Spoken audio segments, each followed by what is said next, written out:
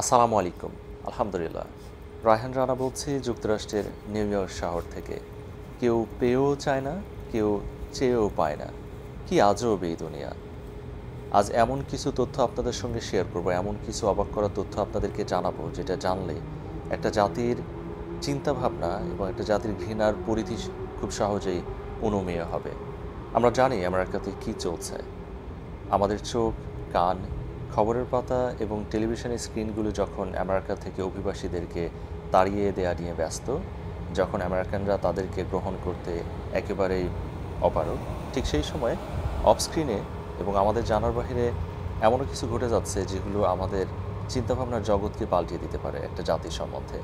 আমি আজকে একটা ডকুমেন্টারি দেখছিলাম, আমাকে বেশ অবাক করলো এবং সেটার সঙ্গে আজকের এই তাড়িয়ে দেওয়ার বিষয়টার অনেক বড় একটা মিল খুঁজে পাচ্ছিলাম। যেমন আমেরিকার একদল উদ্যোক্তা একসময় আমেরিকাতে এশিয়া থেকে, চায়না থেকে কার্ভ জাতীয় মাছ নিয়ে আসে, যেটা আপনি স্ক্রিনে এখন লাফালাফি করতে দেখছেন।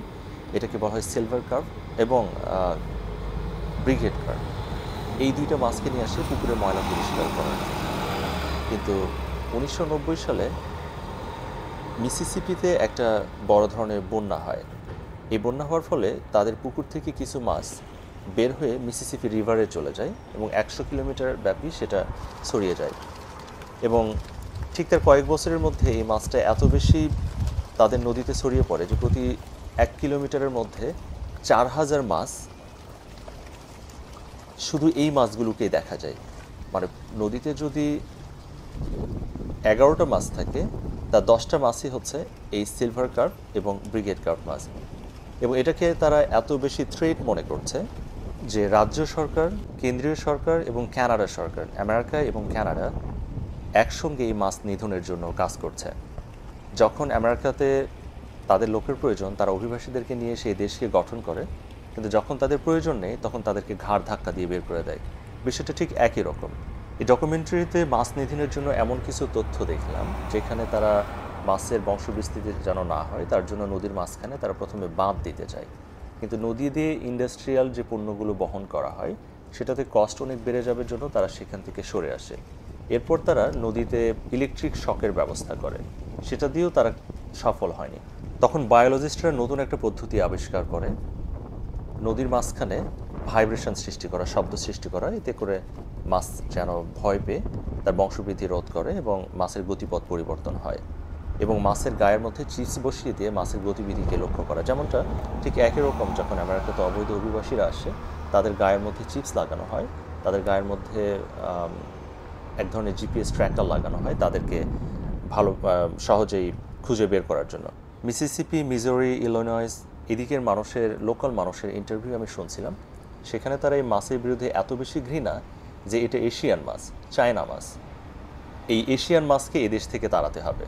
তার জন্য তারা নিজস্ব পদ্ধতিতে ফেস্টিভ্যালের আয়োজন করে বছরে একবার, যেই সময়টা কে কত মাছ নিধন করতে পারে তাদের নিজস্ব প্রযুক্তিতে, এবং সেই দিনটাকে তারা ভীষণভাবে পালন করে। ব্যাপারটা একবার ভেবে দেখবেন, আজকের পরিস্থিতির সঙ্গে যখন অবৈধ অভিবাসীদেরকে এদেশ থেকে খুব অপমানজনকভাবে তাড়ানো হচ্ছে, হাতে হাত করা পরিয়ে বিভিন্নভাবে, এই মাছ নিধন, যে মাছগুলো এশিয়ান মাছ, চায়না মাছ, এই কথা বলে তাদেরকে ঘৃণা ভরে যেভাবে নিধন করা হচ্ছে, হ্যাঁ প্রয়োজন হলে নিধন করবে, কারণ তাদের এনভায়রনমেন্ট সিস্টেম যদি ব্রেকডাউন হয়ে যায়, তাদের চেনা পরিবেশ যদি নষ্ট হয়ে যায়, ঠিক আছে সেটা করবে, কিন্তু ঠিক ব্যাপারটা একই রকম না। আজকে যেভাবে যেই পদ্ধতিতে অবৈধ অভিবাসীদেরকে তাড়ানো হচ্ছে, যখন তাদেরকে নিয়ে সেই দেশ গঠন করা হলো, তাদেরকে এখন নিজেদের অস্তিত্বের হুমকি মনে করে দেশ থেকে খুব অপমানজনকভাবে তাড়ানো হচ্ছে। আচ্ছা, তার আগে একটা কথা বলি, এই যে মাছগুলো ধরছে এগুলো কিন্তু টুনা ফিশ, সমুদ্রে ধরছে। এদেশের মানুষ টুনা ফিশ, স্যালমন ফিশ এগুলো খায়, কিন্তু কোনো ধরনের কার্প জাতীয় মাছ খায় না। তারা সামুদ্রিক সব মাছই খায়, কিন্তু কার্প জাতীয় মাছ তারা পছন্দ করে না। যাই হোক, তারা তাদেরকে নিজেদের অস্তিত্ব হুমকি মনে করছে তারা তাদের চাকরির বাজার নিয়ে নিচ্ছে, তাদের পরিবেশের ভারসাম্য নষ্ট করছে, তাদের জায়গা দখল করছে, এবং তাদের জন্য প্রকৃত আমেরিকান যারা আছে, সাদা হোয়াইট পিপল, তারা নিজেদেরকে মনে করছে যে এখন সংখ্যালঘুর পর্যায়ে পৌঁছে যাচ্ছে। মানে যারা এদেশে অভিবাসী তাদের সংখ্যা এত বেশি বাড়ছে যে ধীরে ধীরে তাদেরকে প্রকৃত যারা আমেরিকান তারা এখন সংখ্যালঘুতে পরিণত হচ্ছে। ঠিক সেই জন্য আমেরিকা থেকে ঠিক এই মাছ এবং মানুষ, একটু হাস্যকর মনে হলেও ব্যাপারটা ঠিক খুবই ইন্টারেস্টিং যে ঠিক একই পদ্ধতিতে এশিয়ান কার্ভ এই মনে করে যে তাদের নদী দখল করে ফেলছে এই মাছগুলো খুব বাজেভাবে, তারা ঠিক ওভাবে নিধন করছে মাছগুলোকে, এবং মানুষকে তো নিধন করা যায় না, যার জন্য তাদেরকে নিজ নিজ দেশে পাঠানো হচ্ছে। তবে স্বীকার করতে বাধা নেই, Michigan, Missouri, Mississippi, Illinois, Great Lake, বিশেষ করে উত্তর আমেরিকা এবং কানাডাতে এই মাছটা এমনভাবে ছড়িয়ে পড়ছে যে এটা এখন তাদের মাথা ব্যথার কারণ, যার জন্য দুই দেশ একত্রিতভাবে সম্মিলিতভাবে তারা এই মাছের বংশবৃদ্ধি রোধের জন্য চেষ্টা করছে। ঠিক আজকে আমেরিকাতে যা ঘটছে, যেগুলো আমরা অন স্ক্রিনে দেখতে পাচ্ছি, কিন্তু ঘৃণা যে শুধু মানুষের প্রতি তা না, আতঙ্ক যে শুধু অবৈধ অভিবাসীর প্রতি তা না, কিন্তু এর বাহিরেও আরও ঘৃণা বা আতঙ্ক যে থাকতে পারে অন্য প্রাণীর প্রতি, সেটা এই ডকুমেন্টারি না দেখলে আমি হয়তো বিশ্বাস করতে পারতাম না।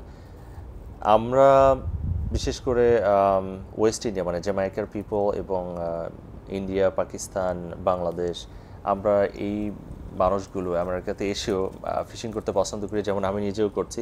কিন্তু এদেশের মানুষ তারা ফিশিং করতে পছন্দ করে, তারা মাছ ধরে, কিন্তু মাছ ধরে ধরে সেগুলো আবার ছেড়ে দেয়। তারা নদীর কোনো মাছ খায় না, বিশেষ করে কার্প জাতীয় মাছ তারা খায় না, তারা সাগরের মাছ খায়। কিন্তু আমাদেরকে যখন তারা দেখে, আমাদের পাশেও তারা এভাবে ফিশিং করে, যেভাবে আমি এখন করছি তারাও করে, কিন্তু তফাৎটা এক জায়গাতে যে আমরা মাছ নিই, তারা মাছগুলো ছেড়ে দেয়, এবং মাছ ধরে ধরে ছেড়ে দেওয়া এটার মধ্যে তাদের একটা আলাদা মজা তারা খুঁজে পায়। এবং আমরা যখন এই আমেরিকার মতো জায়গাতে এসেও নেট দিয়ে নদীতে বা সাগরের পাড়ে মাছ ধরি, তখন তারা একটু অবাক হয়ে জিজ্ঞেস করে এই মাছগুলো কি খাবার যোগ্য, কারণ তারা তো এগুলোর সঙ্গে অভ্যস্ত নয়। দুদেশের বায়োলজিস্টরা যখন এই মাছের বংশবৃদ্ধি রোধ করার জন্য নিত্য নতুন উদ্ভাবন নিয়ে ব্যর্থ হচ্ছে, মিলিয়ন মিলিয়ন ডলার খরচ করে যখন সেটাকে কোনোভাবেই থামানো যাচ্ছে না, ঠিক সেই মুহূর্তে আরেক দল মানুষ সামনে এগিয়ে আসে এবং এই মাছটাকে সম্পদ মনে করে আমেরিকার নিম্নবিত্ত মানুষের পুষ্টির চাহিদা মেটানোর জন্য এই মাছটাকে টনকে টন মাছ ধরে সেগুলো বিভিন্ন এরিয়াতে সাপ্লাই দিচ্ছে বোনলেসভাবে। আমরা নিশ্চয়ই জানি যে আমেরিকার মানুষজন কাঁটাসহ মাছ পছন্দ করে না, এখানকার ফিলেট তৈরি করা হয়, যে বোনটাকে আলাদা করে কাঁটাটাকে আলাদা করে নিয়ে বাজারে পরিবেশন করা হয়।